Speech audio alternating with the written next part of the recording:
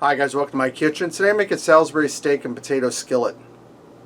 Alright, I'm starting out here in a large bowl. I have roughly 2 pounds of ground beef. And I'm going to add this, my go-to spice, McCormick's all-purpose seasoning. Himalayan pink salt, black pepper, garlic. There's some onion in here, bell pepper. A lot of good stuff. If you don't have this, guys, I'm going to put 2 tablespoons in. Put a teaspoon of salt, teaspoon of pepper, teaspoon of onion powder, and teaspoon of garlic powder in. So I'm going to go ahead and get this in there.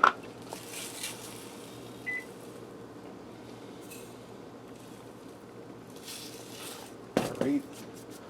And I'm going to add some Worcestershire sauce in here to give it that classic Salisbury steak flavor. I'm going to do about 2 tablespoons. And I'm going to go ahead and get this all mixed together.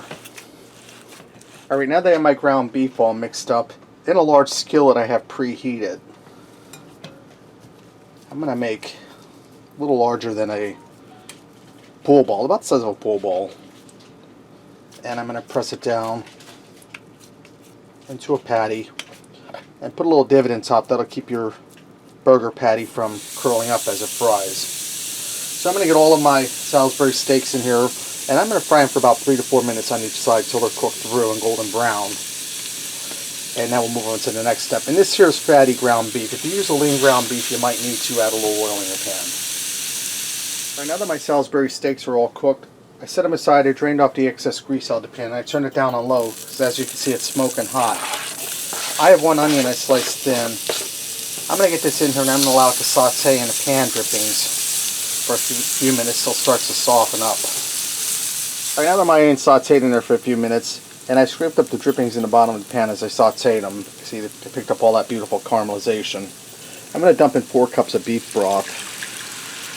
And I turn my heat up to medium. I'll probably turn it up higher, because we want to get this cooking good up to a boil. I'll turn it up on high just for now. And I'm going to put a little more of my seasoning in there. I'm going to put about a teaspoon in here, because we're going to make a gravy then. And I'm going to add a little more Worcestershire sauce. About a teaspoon. And I'll give that a stir with my spatula. And I'm scraping the bottom of the pan to get more of them drippings up, because that's added flavor. Alright, now I have 5 russet potatoes here. I washed them, poked them with a knife, and microwaved them for 7 minutes to get a head start on the cooking process. I'm going to get them down in the beef broth. Now these aren't fork tender yet, they still have a ways to go. That's why we're going to finish them off in this beef broth.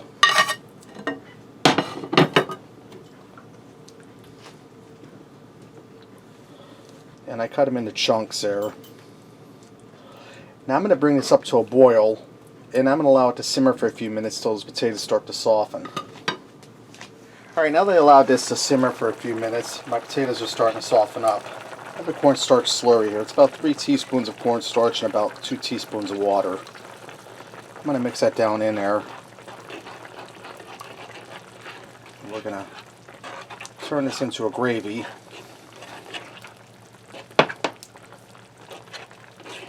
Just want to mix it around. Let me grab my spatula.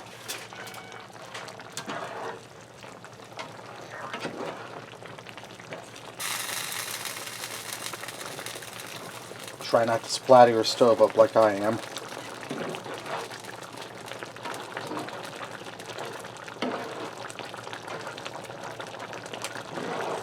Now I'm going to allow this to simmer for a few minutes. I'll probably turn it down a little bit, allow this to reduce a bit and thicken up into a gravy.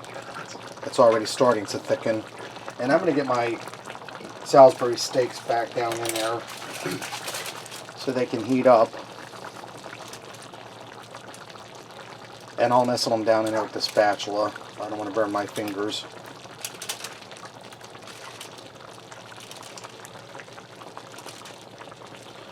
I'm going to nestle them down in there, and I'm going to allow this to simmer for a few minutes. So the potatoes finish softening up. Our gravy is thickening, and our Salisbury steaks heat through. Alright guys, I left this go for about 5 minutes. My potatoes are tender, gravy's thickened, Salisbury steaks are heated through. Let's go ahead and fix up a plate and see what we got. I went ahead and garnished this with a little fresh parsley for some added color. Let me start with these Salisbury steaks. See how nice and rich that gravy is.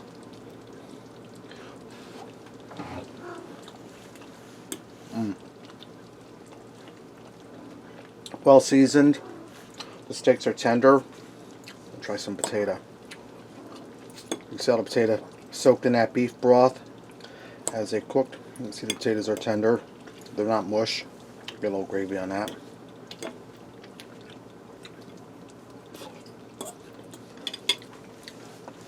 Potatoes are really good, creamy. They picked up that good beef, rich beef flavor. Guys, that was really easy and it's really delicious.